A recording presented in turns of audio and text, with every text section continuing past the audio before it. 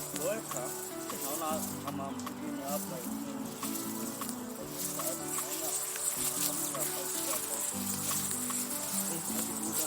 kwa sana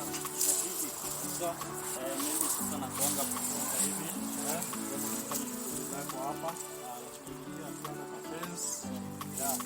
alafu sasa kwa hii maisha unaona hii maisha bado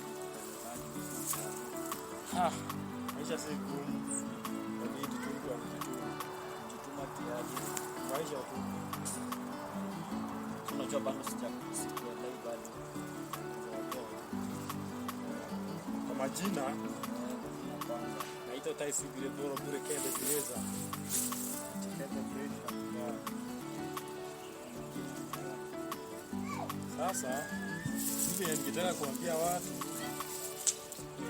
kwa hii maisha, kwanza mimi ukiona sikuombi kitu ama ukiona unanisaidia na kataa msaada wako, usifikirie kwamba sina shida. Usifikirie sina shida. Chenye staki kupea taarifa za kwenda ukiambia watu. Unielewa? Sawa wewe mtu yana unataka kumaanisha mtu akiwa na shida zake hadi abia rafiki yake naye anaenda akiambia watu. Ndio Waswahili husema kikulacho kimboni mwako. Sasa mtu anajifanya rafiki anakusaidia, katika ile harakati ya kukusaidia amepata nini?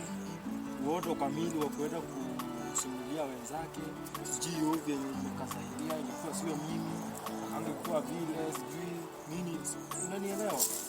Hivyo tu. Sawa, acha na mimi nilikuwa nataka marudi, acha niende huku.